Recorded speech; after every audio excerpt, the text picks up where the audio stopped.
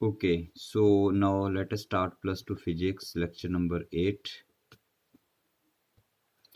Today we shall study permittivity, relative permittivity and dielectric constant. So first of all take permittivity. It is the property of the medium.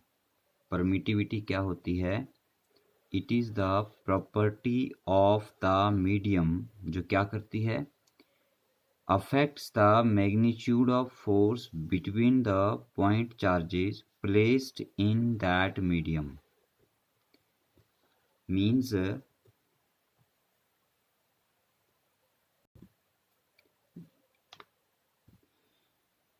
जब हम किसी भी medium में charges को रखेंगे, point charges को रखेंगे, तो उनके बीच में फोर्स ऑफ अट्रैक्शन और रिपल्शन होती है। तो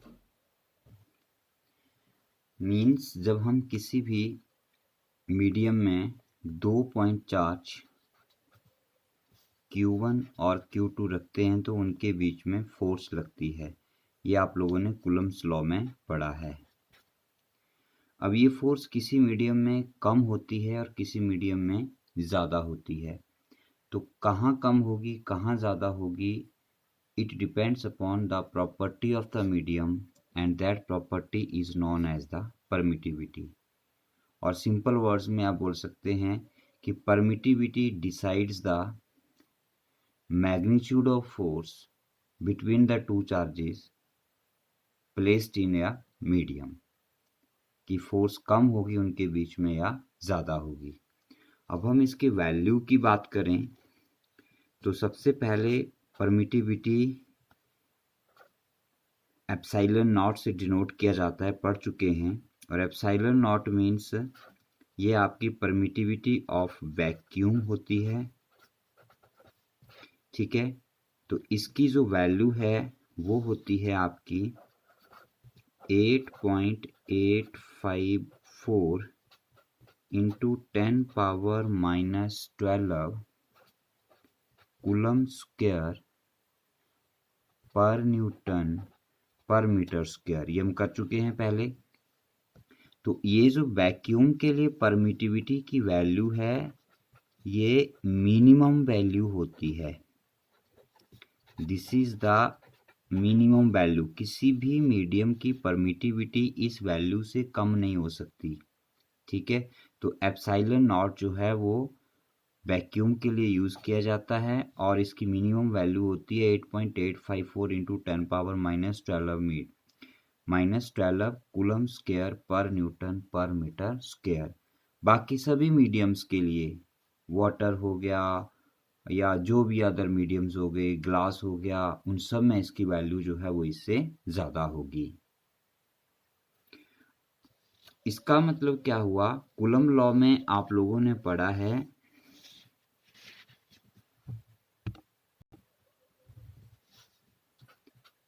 F is equal to 1/4πε0 Q1 Q2 upon R square, scalar form of Coulomb law पढ़ चुके हैं हम लोग। इस फॉर्मूले से आप देखें तो यहाँ से F inversely proportional to permittivity आता है। इसका मतलब ये हुआ कि वैक्यूम की परमिटिविटी मिनिमम है, तो वैक्यूम में जब आप फोर्स की बात करेंगे चार्जेस के बीच में तो that will be maximum force. Means charge जब वैक्यूम में रखे जाते हैं तो उनके ऊपर फोर्स क्या लगती है? मैक्सिमम लगती है, ठीक है। एक बात यहाँ पर ये ध्यान से नोट कर लीजिए। बाकी किसी भी मीडियम में जब आप चार्जेस रखेंगे तो फोर्स जो है वो कम हो जाएगी। तो ये तो हो गया आपका क्या? परमिटिविटी का। अब लेते हैं सेकंड टर्म रिलेटिव परमिटिविटी। जब हम बात करेंगे रिलेटिव परमिटिविटी की, epsilon R, so relative permittivity is defined as the permittivity of the any medium divided by permittivity of the vacuum।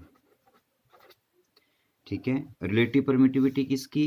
Relative permittivity of any medium, किसी भी medium की relative permittivity निकालनी है। रिलेटिव मीन्स किसके साथ relate कर रहे हैं आप लोग? You are relating the permittivity with the permittivity of the vacuum. जैसे फॉर एग्जांपल आपको निकालनी है, I am writing here, you want to find out relative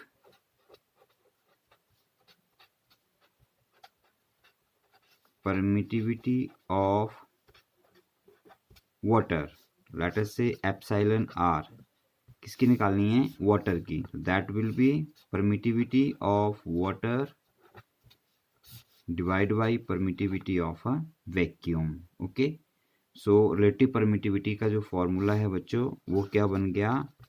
that is permittivity of medium divide by permittivity of a vacuum. ये जो permittivity of vacuum होती है इसे absolute permittivity भी कहा जाता है। क्या कहा जाता है इसे? Absolute permittivity of free space. Free space means vacuum, vacuum means nothing, that is zero, इसलिए सिंबल में हम लोग यहाँ पे जीरो साइन भी यूज करते हैं फ्री स्पेस के लिए, मतलब किसके लिए? वैक्यूम के लिए, जहाँ कुछ नहीं होता है, तो जीरो मीन्स कुछ नहीं। ठीक है। अब एप्सिलॉन आर के यूनिट की बात करें तो quantity of it is a ratio of same physical quantities, so ये यूनिट लेस होगी और ये डायमेंशन लेस होगी।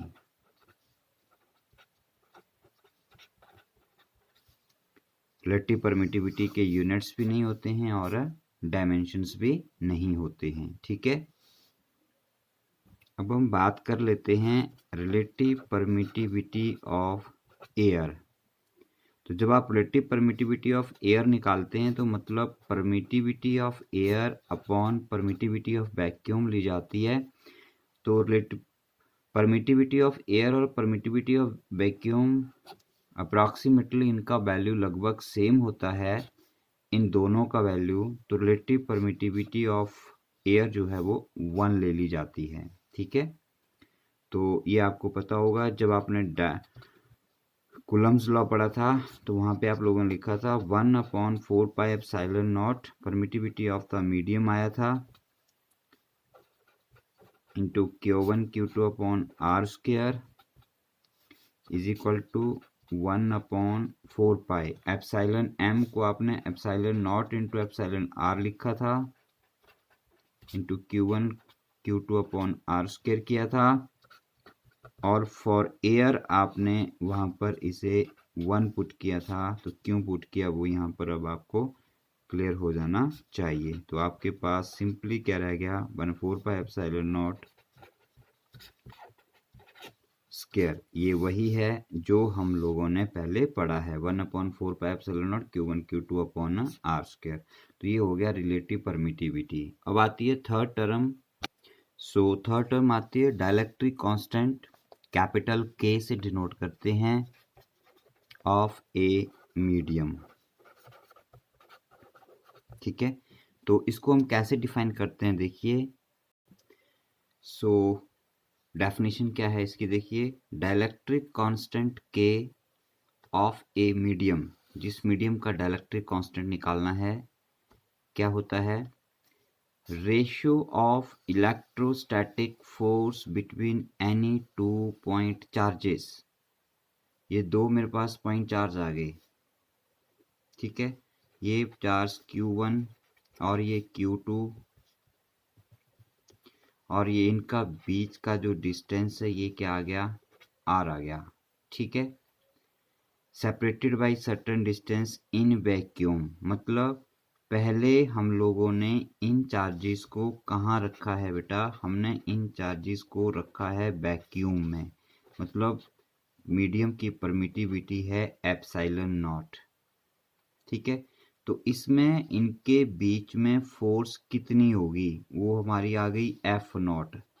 ठीक है। फॉर्मूला लिख लिया मैंने यहाँ पर, 1/4 pi epsilon naught Q1 Q2 upon R square. ठीक हो गया। आगे क्या लिखता है, to the electrostatic force between same charges placed at same distance in the medium. अब वही चार्ज लिए, उतना ही हमने डिस्टेंस रखा उनके बीच में, लेकिन अब चार्जेस को हम लोगों ने किसी मीडियम में रख दिया। मतलब अब वैक्यूम हटा दिया वहां से और उस वैक्यूम के बजाय हमने चार्जेस को किसी मीडियम में रख दिया। अब मीडियम में रख दिया तो मान लो उसकी परमिटिविटी क्या हो गई, एप्सिलॉन एम हो गई। तो आपकी कूलम फोर्स क्या हो गई, कूलम फोर्स इन मीडियम हो गई 1/4 pi epsilon naught Q1 Q2 upon R square. ये होती थी फ्री स्पेस की, लेकिन यहाँ मीडियम में रख रहे हैं तो एप्सिलॉन नॉट की जगह एप्सिलॉन एम हो जाएगा। अब ये दो अलग अलग फोर्सेस हैं, ये फोर्स वैक्यूम में, ये फोर्स मीडियम में है। चार्ज सेम है, डिस्टेंस सेम है, चार्ज सेम है, डिस्टेंस सेम। तो फिर जब डाइलेक्ट्रिक कांस्टेंट K निकाला जाता है तो डाइलेक्ट्रिक कांस्टेंट K के लिए बोलता है कि सेम सिचुएशन में वैक्यूम में कितनी फोर्स होगी 2 डिवाइड बाई मीडियम में कितनी फोर्स होगी, उसकी जो रेशो होती है ना, उसे हम क्या कहते हैं, dielectric constant of that medium कहते हैं। वेरी सिंपल कि dielectric constant of any medium क्या होगा, किन्हीं दो चार्जेस के बीच में फोर्स वैक्यूम में और उन्हीं दो चार्जेस के बीच में फोर्स मीडियम में, उस दोनों की रेशियो प्रोवाइडेड डिस्टेंस चेंज नहीं होना चाहिए। ठीक है, अब हम इसको आगे थोड़ा सा कैलकुलेट करें तो आप यहाँ पर एक बहुत ही इंटरेस्टिंग फैक्टर देखेंगे। मैं एफ नॉट की वैल्यू और एफ एम की वैल्यू पुट करता हूँ जल्दी से। हाँ, ये देखिए थोड़ी सी कैलकुलेशन कर रहे हैं। Directory constant capital K F naught upon F M आ गया 1/4 pi epsilon Q1 Q2 upon R square. Vacuum में कितनी वैल्यू है और डिवाइड बाय मीडियम में कितनी वैल्यू है फोर्स की। ये फैक्टर दोनों में सेम है, देखो कैंसिल हो गया पूरा फैक्टर। एप्सिलॉन नॉट रेसिप्रोकल में होता है, सॉल्व करके सिंपल रह जाएगा epsilon M upon epsilon not.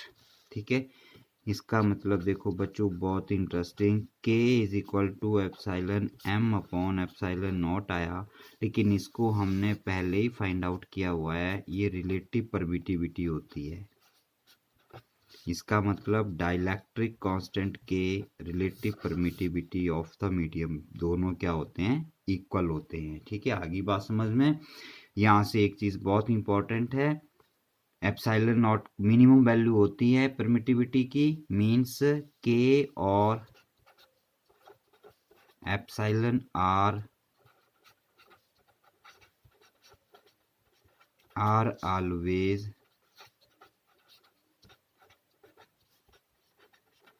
Greater than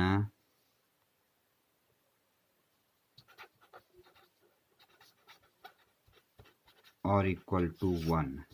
equal to 1 किसके लिए आ जाते हैं, वैक्यूम। वैक्यूम के लिए K का वैल्यू 1 होता है और एयर के लिए K का वैल्यू 1.0059 होता है। तो डेसिमल के 2 पॉइंट भी छोड़ दिए जाएं तो भी ये 1 ही आएगा। तो एयर और वैक्यूम दोनों के लिए इसका वैल्यू 1 लिया जाता है। ठीक है, तो ये चीज़ आप नोट रखेंगे। तो इसके साथ एक और रख लीजिए कि K या एप्सिलॉन R मेटल्स के लिए इनफिनाइट होता है। तो इसका फिजिकल मीनिंग क्या हुआ, ये आप लोगों के लिए छोड़ा जाता है question. You will think over it and then you will tell it to me. Okay, एक छोटा सा कंक्लूजन और लेते हैं यहाँ से। K is equal to F naught upon F M निकाला, यहाँ से एफ एम निकालेंगे तो कितना आ जाएगा, देखिए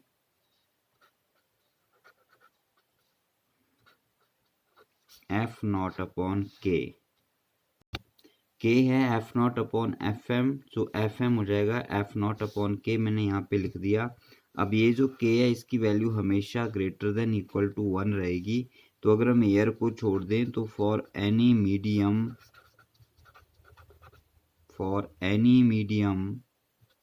किसी भी मीडियम की फोर्स निकालनी हो तो वैक्यूम अपॉन के पुट किया जाएगा। इसका मतलब ये हुआ, this means that force in any medium will be less than force in vacuum. Okay, maximum force जो है किसमें होगी, वैक्यूम में, और किसी भी मीडियम में फोर्स हमेशा कम हो जाएगी। ठीक है, कंडीशन एक है, चार्ज चेंज नहीं होने चाहिए और उनके बीच का डिस्टेंस भी चेंज नहीं होना चाहिए। जैसे फॉर एग्जांपल के for water is 80। Now let force between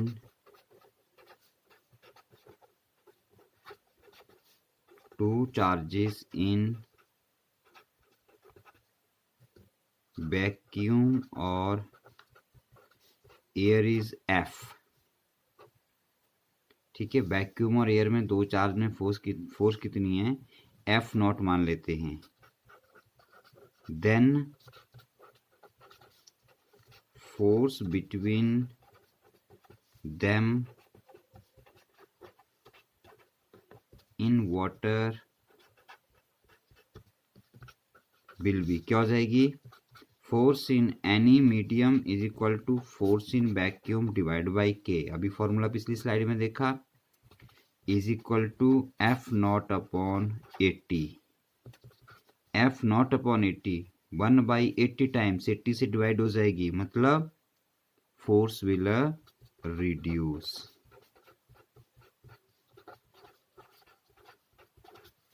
force will reduce, charges के बीच की जो फोर्स है वाटर में कम हो जाएगी। कितनी कम हो जाएगी, 1/80 टाइम्स कम हो जाएगी। तो यहाँ पर एक क्वेश्चन भी आता है, जैसे कि लेट अस से when sodium chloride, that is salt, is dissolved in water, it get dissolved, means mix हो जाता है इजीली। तो क्यों मिक्स होता है, क्योंकि जैसे हम लोग सॉल्ट को वाटर में डालते हैं तो सोडियम क्लोराइड, उनकी जो फोर्सेस हैं सोडियम आयन और क्लोरीन आयन में, वो फोर्स कम हो जाती है, बॉन्डिंग टूट जाती है और वो एक दूसरे के से अलग होकर वाटर में मिक्स हो जाते हैं। ठीक है, तो इस तरह के छोटे छोटे क्वेश्चन जो हैं आपको इसके ऊपर बेस होते हैं। So that's all for the day, thank you.